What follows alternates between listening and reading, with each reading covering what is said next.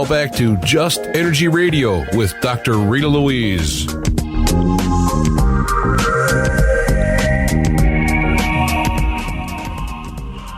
Hello and welcome back to Just Energy Radio. I'm your host, Dr. Rita Louise, and thank you all for staying tuned to this hour of the show. Just Energy Radio is brought to you by the Institute of Applied Energetics. That's www.appliedenergeticsinstitute.com, as well as soulhealer.com, where you can find out about all the products and services I offer, including medical intuition evaluations, energy healings, or psychic readings. So please do go check out the website, sign up for our newsletter, or if you listen to the show on YouTube, please do subscribe to our YouTube channel and show your support. In this hour, we're going to be speaking with Jim Marrs about his book, Our Occulted History, Do the Global Elite Conceal Ancient Aliens? Let me tell you a little bit about Jim and get him on the air. Jim Marrs is an award-winning journalist and author. After graduating from the University of North Texas with a degree in journalism, Marrs worked for and owned several Texas newspapers before becoming an independent journalist author. Marrs is the author of the New York Times bestseller Crossfire, The Plot That Killed Kennedy, the basis for the Oliver Stone film JFK, and Ruled by Secrecy. His in-depth interview of the UFO phenomena, Alien Agenda, is the best-selling nonfiction book on UFOs in the world, having been translated into several foreign languages. He is a frequent guest on several nationwide radio shows, talk show programs, and television programs. A person everyone knows, Jim Marrs. So please welcome to Just Energy Radio, Jim Marrs. Hey, Jim, how are you doing? Well, I'm doing pretty tolerable there, Dr. Rita. Thanks a lot. Doing great. Just tolerable. Oh, okay. It's not great, but it's better than the alternative. Okay, I hear that. So we're going to talk about your book, but I have a follow-up question for you from when you were on the last time, and I think we were talking about your $1 trillion conspiracy book, because this has not left my mind. And I haven't had an opportunity to chit-chat with you. And I'm like, well, I got you on air, and I think it would be interesting for the listeners. Well, as we say in the JFK assassination research community, shoot. Oh, you're on a roll tonight. I can tell. But one of the things that you, and I'm going to say stated, but I'm totally paraphrasing this, and I don't exactly remember the context. And I don't know what I'm talking about, but I'm throwing it out there anyway. But you said something It'll make my answer seem very, very erudite. Okay. But you said something to the effect that inflation wasn't going to occur in our future because of the value of the dollar, but because of scarcity. And with all the issues going on the planet right now, for example, the drought conditions in California and around the world, do you see this still happening? And at what scale? Oh, yes. In fact, I'll tell you one of the points that's pointing to that. They're trying to slip through on us without everybody really noticing what's happening, is this Trans-Pacific Partnership that's being fast-tracked through Congress, and pushed along by President Obama. That nobody really, except some of the major multinational corporations, have really had a chance to study or vote on or figure out what's in it, and it's going to bring even more and tighter control over all kinds of things, including food supplies, under these giant multinational corporations. It's kind of NAFTA on steroids, and but nobody much seems to be talking about it, particularly the corporate media. And can you explain what the impact would be? I would assume that there would be free trade going around, except, of course, we would let everybody have our stuff for free, and then we would have to pay taxes on everything that they have. Right. There's that. Plus, it's going to give the multinational corporations, the big guys, more and more clout, as if they need more. I mean, the Supreme Court's already said that they can be counted like individuals and can give all the campaign money that they want to with no particular record of who's getting it and how much. So, this oligarchy that we're putting into place is just getting more and more solidified. Would that mean that these corporations would be able to, and I'm going to say, divert their goods to places that they want them to go? And so if they're not liking the United States for some reason, they would just send their stuff to China or send it to Russia or wherever they felt like it, kind of thing? Well, they're already tilting the balance to where, the United States is no longer a manufacturing country. We're a consumer country, and China and other places where they essentially have slave labor and cheap labor, then they're getting all the work, and the corporations are moving offshore, but they're making sure that they get to keep all their tax loopholes here in this country. It's not doing the American public any particular good. And when they get this thing all tied up, it'll probably mean increases in the cost of goods and services. Okay, so there's that part. And the reason I'm asking, there's all of this drought stuff that happened, and then they were killing cows and pigs, and the almond orchards weren't producing, and there wasn't, it just seemed like just the drought, just taking that one little piece means that next year, the food supply in the United States is going to be really limited, or much more limited than it has been in the past as well. Well, there's a lot of problems going on that are not being talked about in the media. They'd rather talk about Ferguson or the latest celebrity news. Fukushima is still gushing on radiation. The Pacific is becoming a dead sea. The oil spill in the Gulf has never completely been cleaned up or even stopped. They're still spraying Corexit down there and dumping all that oil down towards the bottom of the Caribbean, and it's becoming the Gulf of Mexico, and it's becoming a dead body of water too, pretty much like the Mediterranean. And then water, of course, is getting more and more scarce anyway. California, as you say, is experiencing drought conditions, and what a lot of people are not being told is that they're already in critical situation because they're already using some of their reserve aquifers, which are going down, and when they're gone, it's gone. So we got a lot of things going on, and unfortunately, it's not really being discussed in the corporate mainstream media. Well, I just fear, housing prices will go up in Texas because all those California people will move here. That's right. They got to go somewhere, and I guess we could hold a bunch in Texas for a while, but it's what I've noticed over my lifetime is that when a lot of people are clumped together in a huge big city, and they have problems with traffic and crime and pollution, and they say we got to get out, so they all move out to some clean, pretty little suburb, and all they do is bring all that with them. And before long, those little suburbs are overbuilt, and they're suffering from crime and traffic congestion and pollution. Taken as a whole, this Trans-Pacific Partnership and what's going on with Fukushima and what's going on in the Gulf and the drought issue and all of these issues, when would you guess, your best guess estimate, that this might come to a head? We're already seeing food prices rise. I do think it's interesting that gas prices are going down, but I think that's more of a placation to the American people. But yeah, they'll wait till the height of the holiday season when everybody's trying to get out on the road and trying to go visit relatives and do last-minute shopping, and they'll probably run the price up again.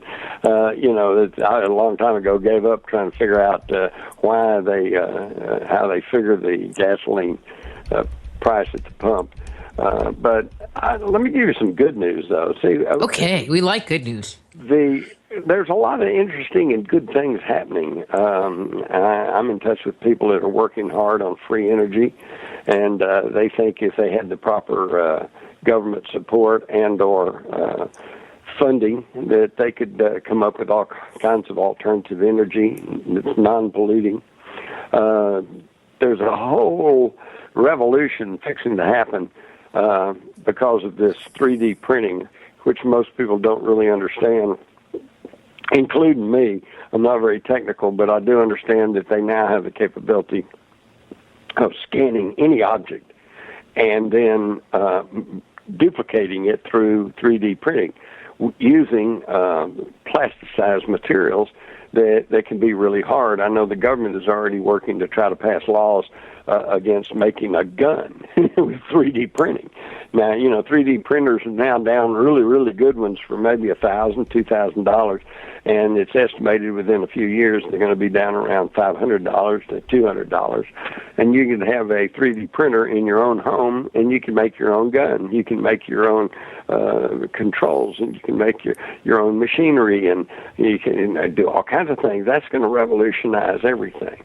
And because we can decentralize and we can take the monopolies away from some of these multinational corporations, and we can start working as fully aware and awake individuals working mutually and cooperatively to have better communities.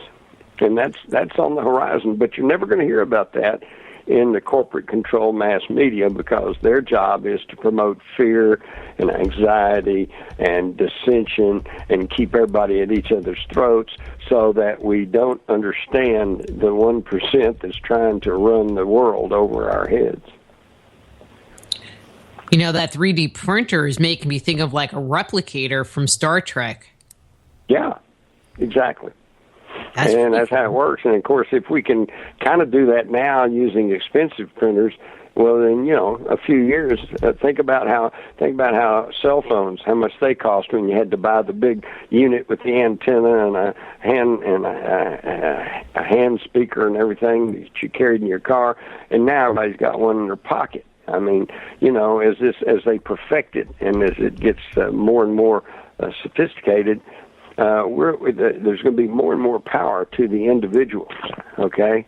And that's really a good thing. But again, you're not going to hear much about that out of the mass media, because they are geared towards the masses, and they are run by people who really don't want people to know that there is a possible good future coming up. They want to keep people scared and agitated and fighting with each other so they can maintain their power and control.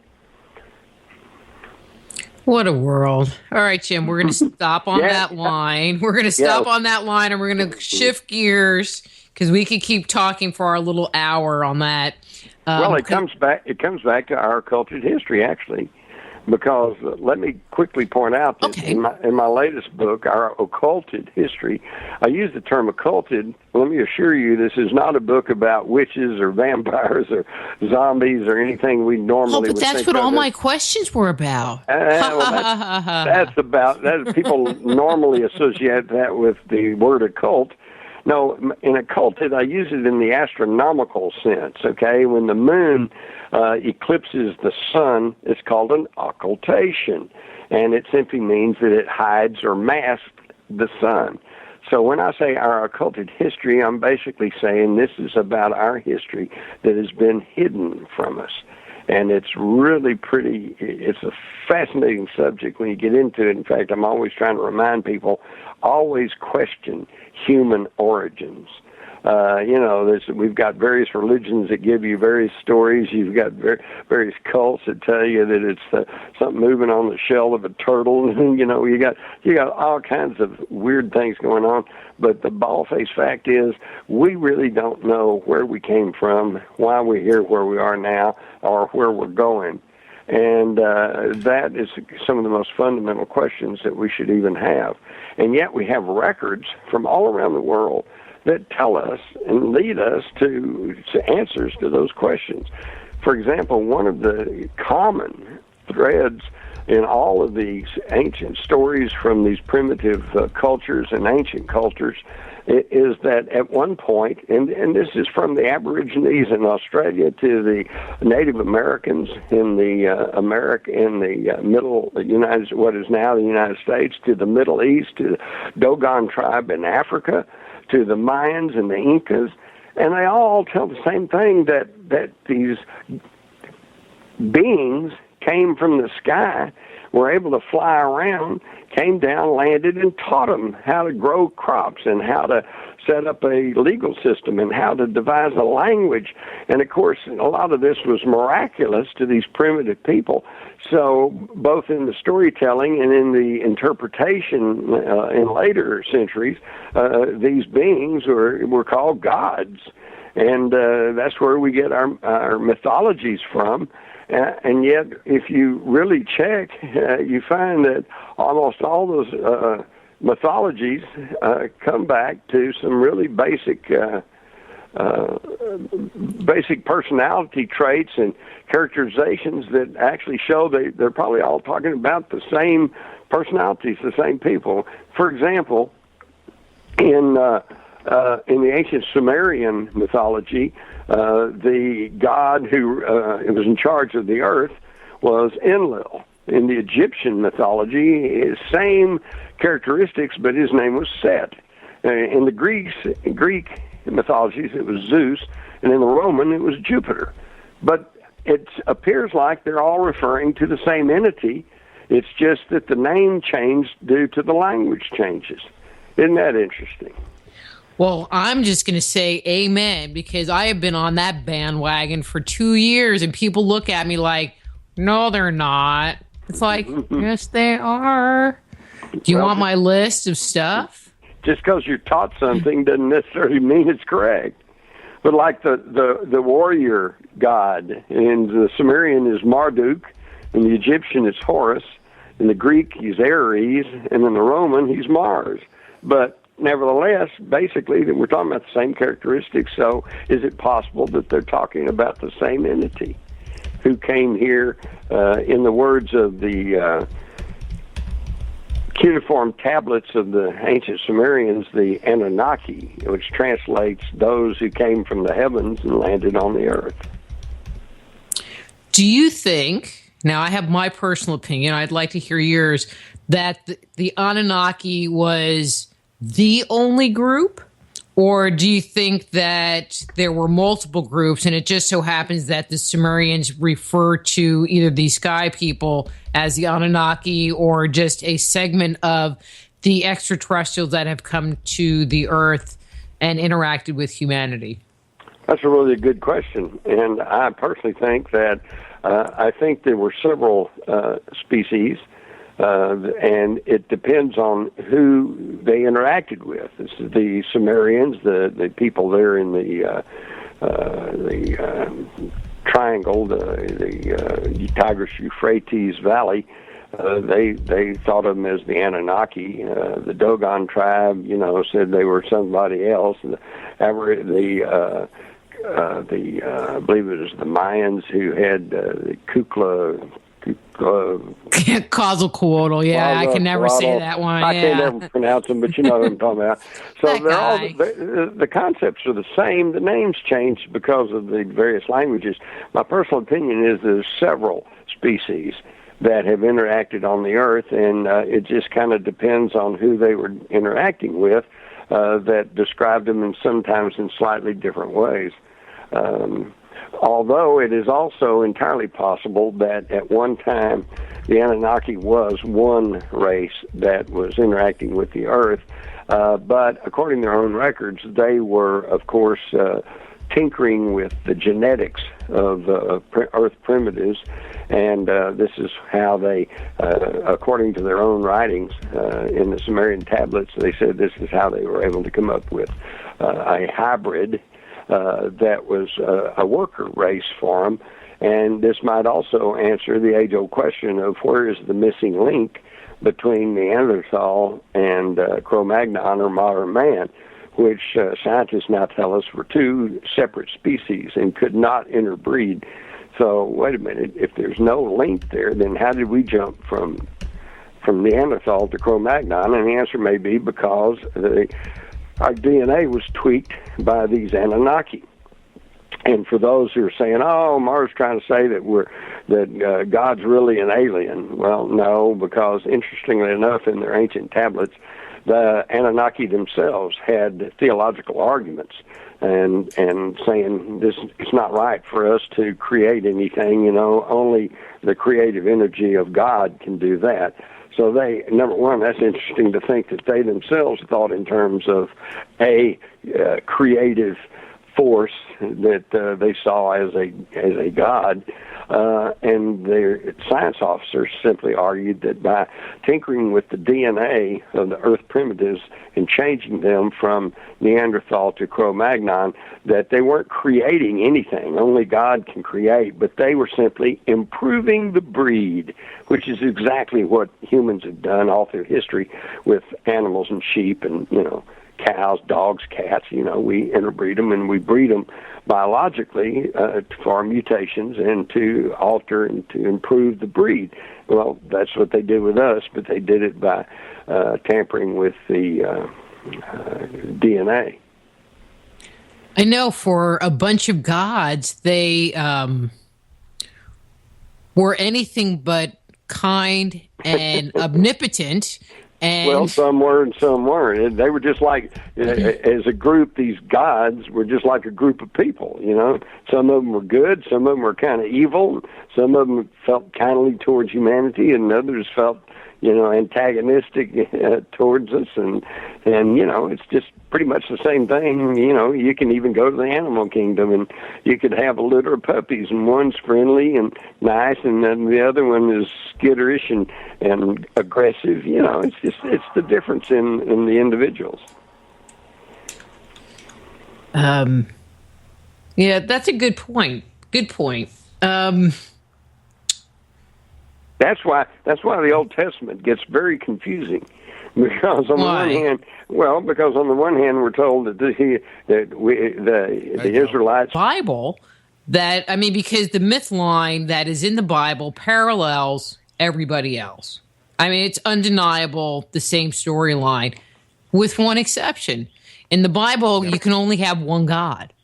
Right. You can't have multiple gods, and so there was someone with a 5-gallon bucket of white out, and they were just like, all right, take his name out. All right, now it's Yahweh. And they had to take out half the stories because you can't have gods fighting with each other if there's only one. That's right. And yet they slipped up occasionally, like back in Genesis when they're talking about the Tower of Babel. They quote the monotheistic God is saying, let us go down and let us do this, Well, wait a minute, is that like the royal queen's we, we are not amused? Or were they talking about a council of these Anunnaki who the humans mistakenly were interpreting as gods? So it's a very interesting, topic and really fascinating. God was just schizophrenic. That's it. Yeah.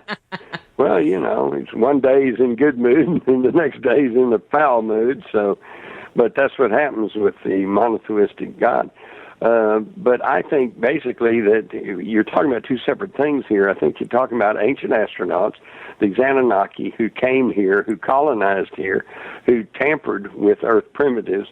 This was a materialistic reality that was taking place on the physical plane, okay? And yet, superimposed over all of that was the energy that energizes the entire universe. And at some point, even many scientists are now coming to understand that there was a creative energy force to begin with that gave order and rhyme and reason to the universe, that was a creative energy force that pretty well fits the definition of what we would think of as a god. But if that's the case, then now we get into the New Age type thinking, which is that we're all connected energetically, right? I think you would support that. I would. Yeah, and so we're all just facets of this energy, sentient energy package that collectively could be called God. In fact, we see this reflected in our own technology. In your computer, you have what they call bytes and bits, just little bits of electrical, magnetic energy. And individually, they don't count for much. But when you put them all together and you have billions of them, then you get artificial intelligence. and you get a machine that's capable of doing mathematics and of solving problems and on like that. So you just, so I think that we can see that it's the combination of all these little bits of energy that create the artificial intelligence in our computer. Well, then we, as individual sparks of energy, collectively form a sentient, energetic mind that's pretty much knows everything and is part of everything. Pretty well fits the definition of God. Well, and I like that example, and I might steal it. I don't know. I'll have to think about that. Go ahead. But that is a really good example. I probably stole it from somebody. But it's true, isn't it? But I think people can wrap their mind around it, because I've always heard it referred to as like the rays of the sun, or the points off of a star, the drops of water that collectively form the ocean. But I've always had a hard time correlating the ocean with a sentient, mind. But with the computer, it does kind of put it in perspective, because we are all the bits. We are all individual bits that collectively form the conscious universal mind.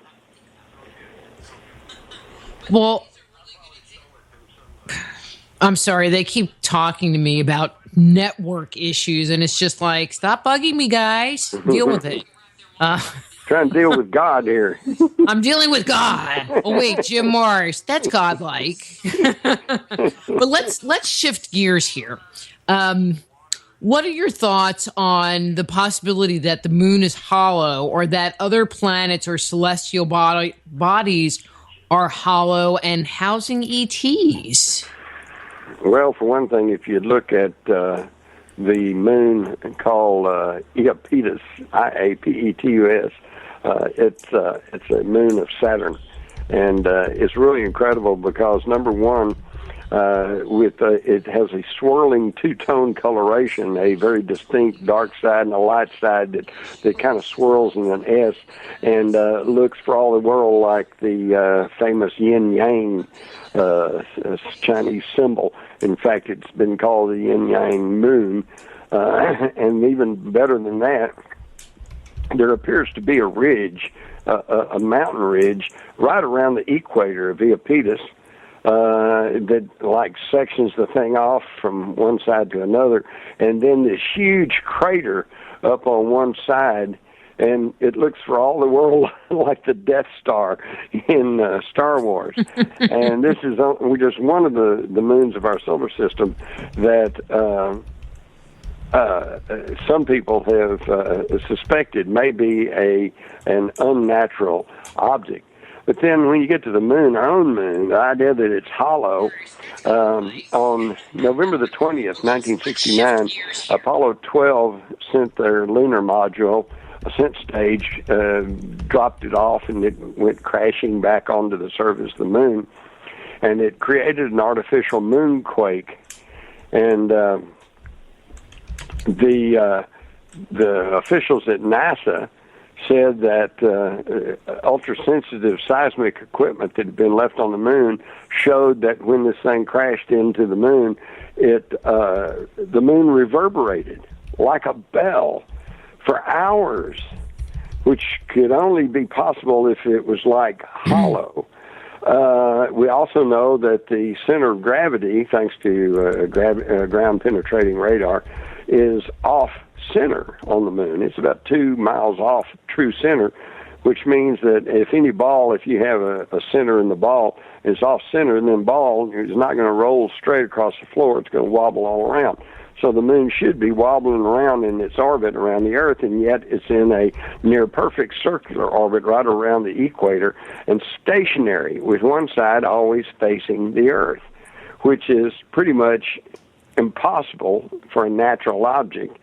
And the only way that you could actually explain how that could be, and by the way, it just happens to be the correct distance from the Earth, that when there is a solar eclipse, it completely covers the corona of the sun, perfectly.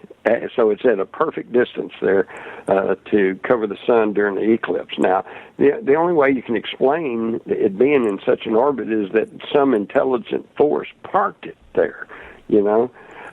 But then, of course, this shows our circular thinking, because we all know there's no such thing as aliens, but we know the moon's been there as far back as we know, and we know we didn't put it up there, so we just won't talk about that. And they don't. Well, and that was something that I was thinking about. If these celestial bodies were put into place by extraterrestrials, it was long before our current history. Right. We know that from mythology and even from the Bible, you know, it says God put the sun, the moon, and the stars in place. Mm-hmm. And so is it possible that that is referring to them putting these planetoids in their proper location, or in the location we see them today? Well, there are certain ancient records that tell of a time when there was no moon in the sky. Okay, I haven't found that one. Yeah. Well, it tells that they put them in the sky, but I don't know that I found any that said that there wasn't one in the sky. I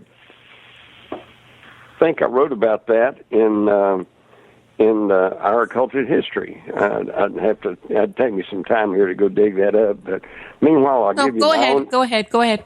Well, I'll give you my own personal story. I once had the opportunity to sit down and talk with Dr. Edgar Mitchell, the sixth man to walk on the moon. Mm-hmm. And I just asked him point blank. I said, you know, Dr. Mitchell, what do you feel about the idea that the moon is hollow?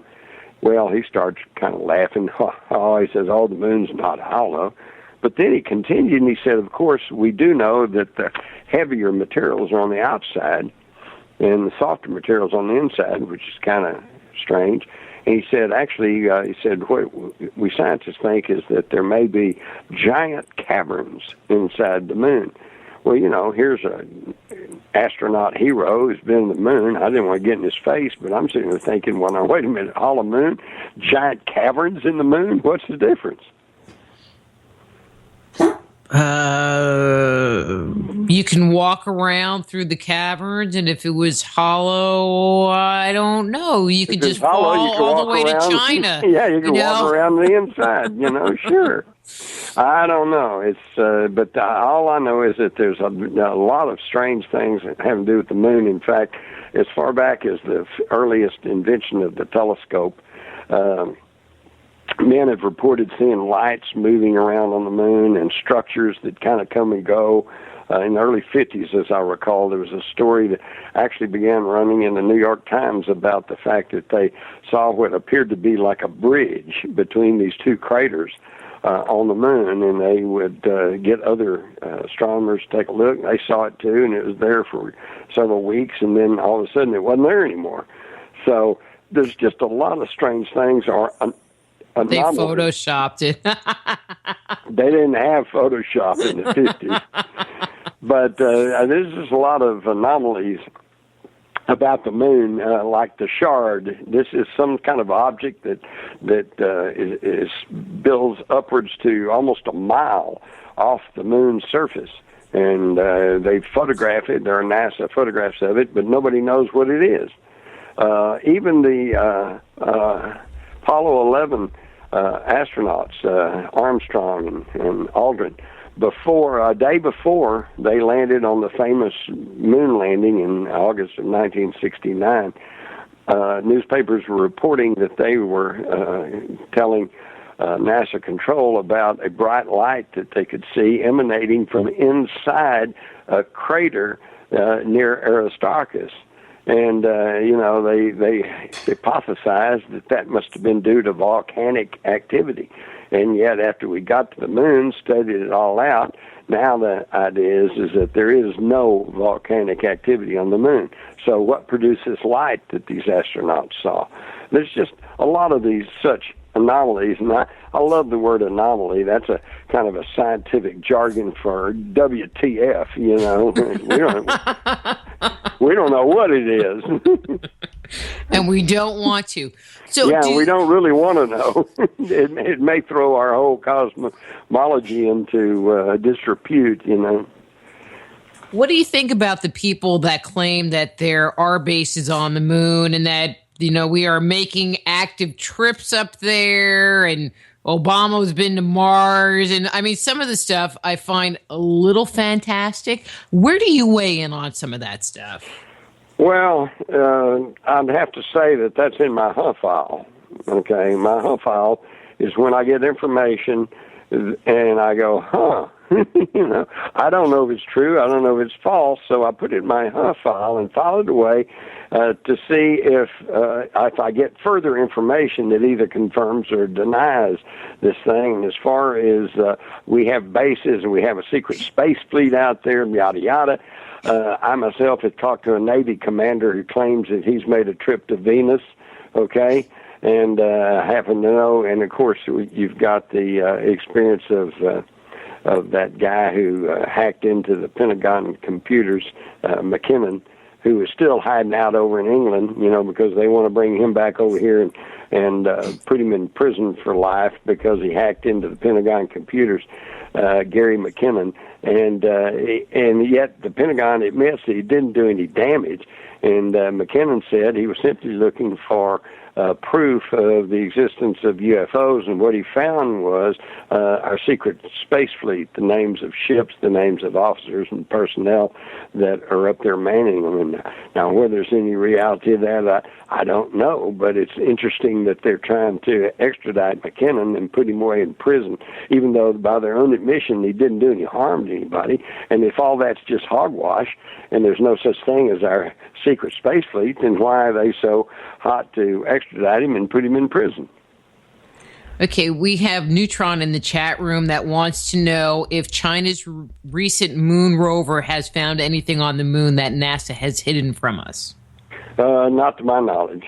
I was kind of keeping my eye on that myself to see if they would come back and go, hey, what I often wondered was, what if they go to the Apollo 11 landing site and there's nothing there? But frankly, I haven't heard anything, so I don't know. That doesn't mean they haven't found anything. It may mean that we're not being told about that too, but as at this point, I'm not sure that they found anything. But that's kind of an interesting little point you brought up. Has anybody looked at the photos to see if our space debris and our garbage that we left on the moon is there? Good question. Because there's the whole controversy. Did we go there in the first place? Exactly. Well, I know that they have bounced signals off of a repeater on the moon and gotten it back. And they say this is proof that the signals on Apollo 11 and the other Apollo missions actually came from the moon. But then when I talk to scientific people, they remind me that all you had to do was put a repeater, broadcast transmitter on the moon, and it would bounce back whatever you send it. And so you could always send messages back to the Earth saying, here we are, we've landed, and it would indeed be coming from the moon, but it would have originated on Earth. I don't know. There's just some questions there. I personally feel like at some point we did go to the moon, although there is an increasing debate over how we were able to go and navigate through hundreds of miles of the Van Allen radiation belt without any serious consequences. And one of the theories is that we never left low Earth orbit. And one of the arguments for that position is the fact that we claim we went to the moon 6 times, but we've never gone back. Why not? I know I'm old enough to remember that before we put people on the moon, or claim we did, the argument was that we're going to build a colony, put a base on the moon, and we're going to mine it for minerals that we can't get on Earth, and it's going to be profitable, and it's going to pay for the space missions. Instead, we said, well, we went there, okay, dead world, we didn't find much, and it cost a lot. And it makes you wonder why we went through all that effort. Exactly. And the thing is, what a lot of people don't realize is it's not like that we had a whole lot of technical work to do to try to go back. They had 22 Atlas rockets that had put the original NASA moon landers up into the space. And all of a sudden they said, yeah, but it would be costly to try to go back. And, you know, what? I mean, that's like building a Rolls Royce and then say, well, we can't afford the gasoline to drive it around. Well, and I actually went to Houston and went on the little, you know, NASA thing there, and they had a Saturn V, and I'm walking around, and, I mean, other than that thing is huge, but you can look inside parts of it, and you see these PC boards that are... You know, they're not covered over, so there's no vibration control on them. They got these big old resistors and capacitors on, and I'm looking in there going, this actually is supposed to go to the moon? I mean, we probably have more technology in our watches now than was in this whole giant thing that went to the moon and back. It's amazing, but you probably have an iPhone. And there's more computing power in that iPhone than they had in all of NASA to put the moon missions on the moon. It's just incredible. And yet, we haven't gone back. We ain't gone anywhere. In fact, they've scrubbed the space shuttle. Well, you know, but from what I understand, they're privatizing everything with that now. So. Well, yeah, except if you notice the last couple of liftoffs ended badly for the private space probes. And that's something else, Dr. Louise. Have you ever considered this? You do have a lot of people. You got China, you got other competitive countries, and along with private companies who are trying to get in the space business. And they're trying to, and there's one company already offering rides into space, and I don't like that. And now you would think that NASA, who says, well, we really want to push space exploration, but we just don't have the money, that seems to be their argument, you would think that they would be very supportive of these private initiatives to try to get into space. And instead, the reality is that they've dragged their feet and tried to throw roadblocks in their way the whole time. There's something about us getting into space that somebody somewhere doesn't want. Interesting.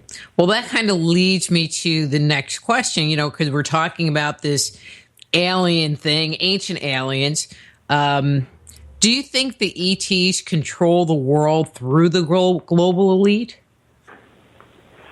I think they're trying to. I have reason to believe, and I couldn't prove this, but I have reason to believe that that some of the ruling elite types are in some way in contact with ETs. I was at a scientific gathering one time and asked someone who was very familiar with the Rockefellers, you know, why they weren't getting behind the issue of free energy. And I was told, well, they've been told that we're not ready for that yet. Isn't that interesting?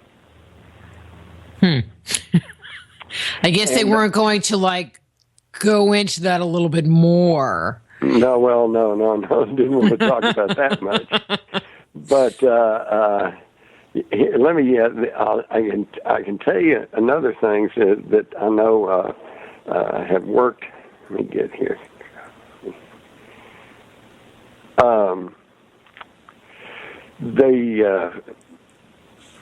There was a former Canadian Minister of Defense, Paul Hellyer, who has stated that there have been different alien species visiting the Earth for thousands of years, and that some can even pass for human. He also said that alien technology has been provided and has produced such things as LED lights, microchips, Kevlar vests, night vision, things like that. Again, Dr. Edgar Mitchell, sixth man to walk on the moon, has publicly stated that non-humans have visited the Earth and provided technologies. But also here recently, we've got Karen Hughes, that's a former senior counsel for the World Bank, And she said that there are forces fighting the corruption in the world today, and that there are forces that have been totally co-opted, and the way that they act is treasonous to the people in certain countries. And she said the group that's one of the groups of these is hominoids, but they're not human beings. She said they're very smart, but they're not very creative. They're mathematical. And she said they had a much stronger force in the earlier ice age. They have elongated skulls. They may produce offspring by mating with human females, but the offspring is not fertile. And she says we live in a world of secret societies and secrets and information that ought to be public, and it's not being made public. Now, this is a former senior attorney for the World Bank. Now, if that's not enough to get you pondering these things, I would point you to Christine Fitzgerald, who was a personal confidant of the late Princess Diana for about 9 years. And in a taped interview, this Christine Fitzgerald claims that Diana told her that the royal family of England is actually extraterrestrials who are reptilian. They're not human, she said Diana told her. Now, whether all that's true or not, it's fascinating that people in these positions of knowledge and information are saying these things and apparently believe that it is true. That's kind of weird. That's pretty weird. What is their agenda? Any thoughts on what that would be? Well, let's put it this way. Let's say you and I were space travelers, and we crash landed on a planet, and there was about 6 billion apes there. See, so all of a sudden we're Charlton Heston and on the planet of the apes. You don't want to, we know where we came from, and we know that we are a little cut above the apes, and so we're not going to be content just to be one of the apes. And yet we also know that even though we have advanced technology, we cannot physically control 8 billion apes. So how do you, but you don't want to be just another ape. You want to run the planet of the apes. And how are you going to do that? If you can't physically control them. Well, you're going to have to do it through secrecy, deceit, okay? And you keep the apes fighting with each other, and then they can't turn on you. And I think that's what we see happening here on the Earth. It sounds like what you're saying is that there's really a numbers game. There's too many of us, not enough of them. And so instead of coming in and taking control over what's going on, they're having to do it through the back channels because they just don't have enough people to deal with everybody that's here. That's true. And how do they do that? They're fear-mongering. They keep us off balance and fighting with each other, man against woman, homosexual against heterosexual, black against white, red against yellow, Christian versus Muslim, Jew versus Buddhist, whatever. Just anything just to keep us fighting with each other so that we can't see this 1% that's trying to rule over us. And that's why in my book, Our Occulted History, with I think a very pertinent question for today, which is, we all know they are trying to do things to us and run the show and rule over us. And it's time we start asking, are they even us? Well, I guess not. I mean, because they're they and we're us. Right. That's right. That's right. What do you think it's going to take to have them drop the curtain, and for the truth to come out? Well, that's why it's so important to keep the freedom and integrity of the Internet open. They've already gotten control over the mass media. About 5 corporations, multinational corporations, now control everything we see and hear. And that's not just news. That's movies and satellite and cable and music and billboards and magazines and newspapers, all controlled by one of 6 corporations who have interlocking directorships and ownership. So just a handful of people control everything we see and hear. And the only way that we know anything is because of the Internet. And yet they're trying very hard right now to curtail the power of the internet, and we have to make sure that that doesn't happen, or we're just going right on into a 1984 Orwellian society. Well, I mean, they're already doing that in some countries. Right. And they're fighting hard to do it in this country. Yet another topic to not get me started. But our time's up, and so we need to wrap up. I wish I had, I had two great guests. I had Donna Eden in the first hour. I have you now, and just not enough time. Never is. Not never enough is. time. But Jim, hey, if people want... Oh, go ahead. Well, we've touched on some really deep and important subjects, and maybe that'll get some of your listeners thinking and on like that. And if just to put in a self-serving plug, if they go to my website, jimmars.com, they can order my books. They can read articles that they're probably not going to read in the mainstream mass media, and they can order DVDs. Sweet. And it's getting close to Christmas. They make great stocking stuffers, everybody. That's right. That's right. All right, Dr. Rita. Thank you so much. All right. Thank you so much, too. You have a great evening, and I will talk to you again soon. All right. Have a very politically incorrect Merry Christmas and a Happy New Year. Always. All right. Bye. Bye, Jim. That's Jim Marrs. His book is Our Occulted History. His website is jimmarrs.com. Next week, we're going to be speaking to Brian Forrester about, drumroll please, the lost technology of ancient Egypt. And so until next week, I'm Dr. Rita Louise. This is Just Energy Radio. Be blessed.